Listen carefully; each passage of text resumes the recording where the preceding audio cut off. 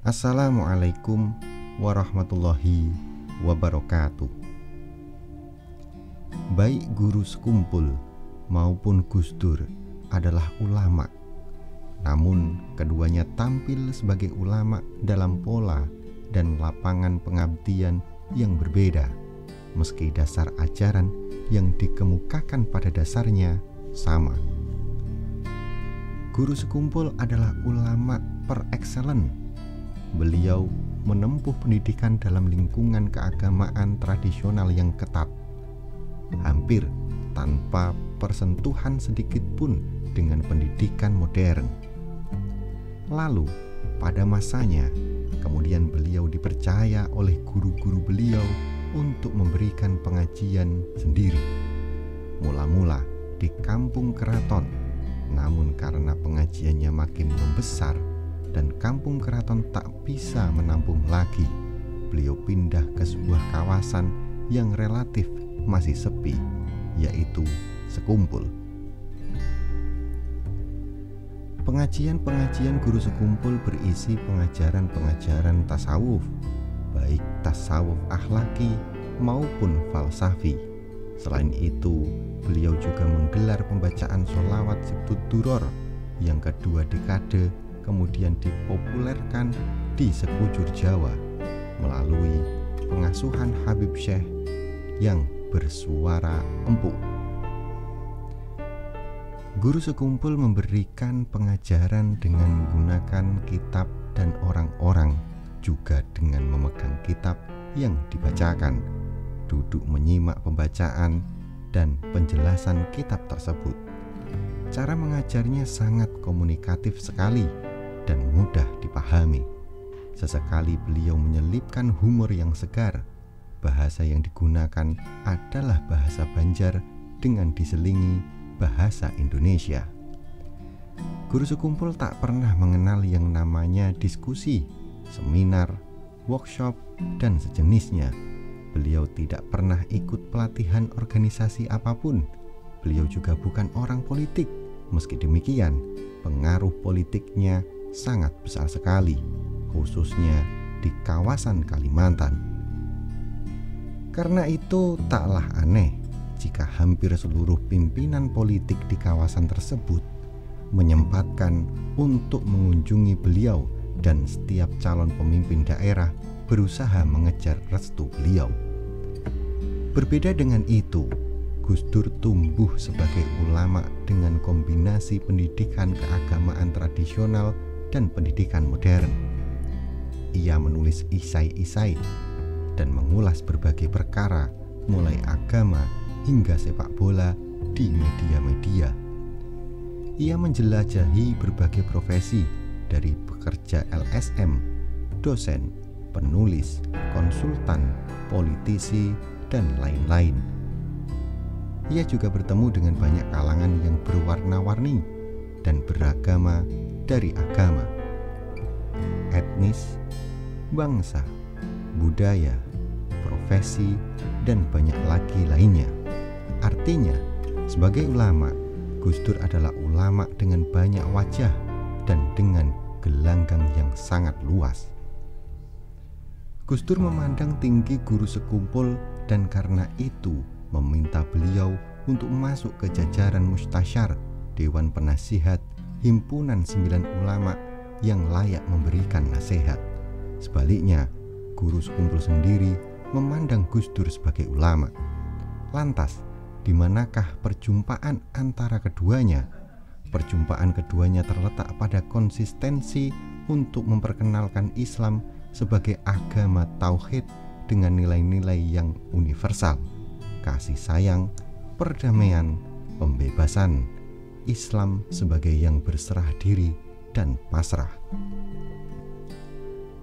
Guru Sekumpul tidak pernah terlibat dalam dialog-dialog antar agama, tetapi pengajaran-pengajaran beliau mengandung dimensi pengembangan jiwa pribadi maupun umat secara mendalam. Seorang teman Katolik pernah bercerita bahwa ia pernah mendengar beberapa kali rekaman pengajian guru Sekumpul dan ia mengaku sangat apresiatif. Pengajaran-pengajaran beliau penuh dengan nilai-nilai positif, pembangunan karakter jiwa, optimisme, dan kehidupan yang seimbang antara dunia dan akhirat. Dan yang paling penting lagi, menurutnya tidak ada sama sekali nada-nada permusuhan dengan kalangan lain.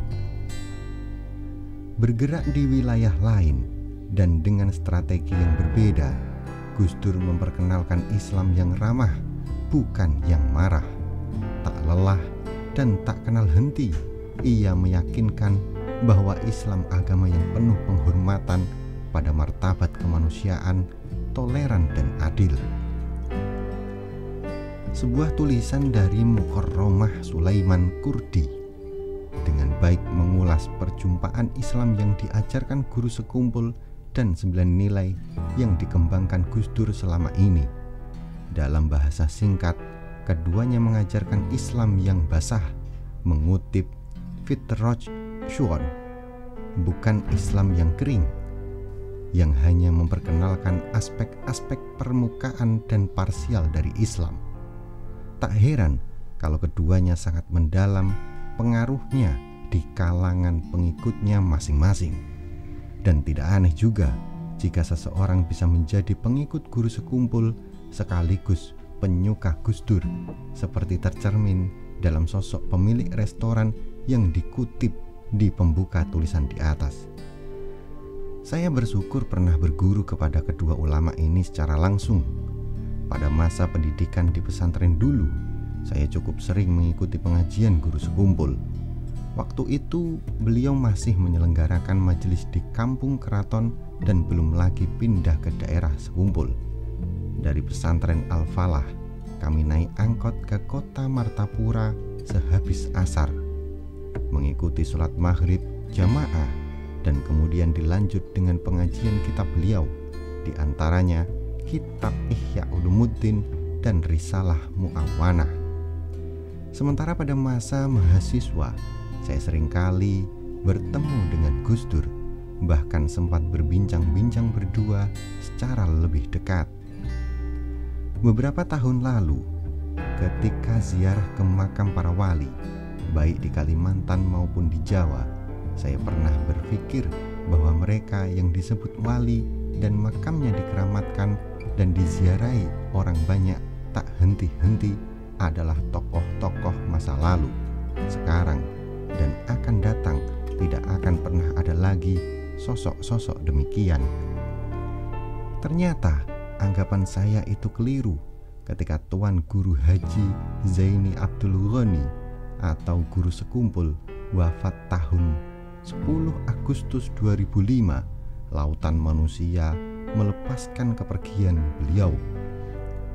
Setelah itu, makam beliau di sekumpul yang sangat bersih dan tertata rapi tiap hari selalu diziarahi banyak orang, dan haul tahunan guru sekumpul juga dihadiri ratusan ribu umat Islam. Tak berbeda jauh dengan guru sekumpul ketika Gus Dur wafat 30 Desember tahun 2009. Ribuan orang juga turut melepaskannya. Lalu setelah itu, makamnya di Tebu Ireng kini menjadi situs ziarah yang tak pernah habis. Sedemikian besarnya, tak aneh jika Kiai Haji Maimun Zubair dari Sarang pernah mengemukakan kecemburuannya dan bertanya kepada Gusmus, apa gerangan amalan rutin Gus Dur sehingga pemakamannya dihadiri ratusan ribu orang dan makamnya tidak pernah sepi peziarah. Uniknya, peziarah Gus Dur bukan hanya umat Islam, sebagian juga datang dari kalangan lain. Baik Tuan Guru Sekumpul dan Gus Dur adalah wali Indonesia abad 21. Jika Anda merasa bahwasanya konten ini bermanfaat, silahkan like dan bagikan ke seluruh jaringan yang Anda miliki. Wallahu a'lam bishawab. Wassalamualaikum warahmatullahi wabarakatuh.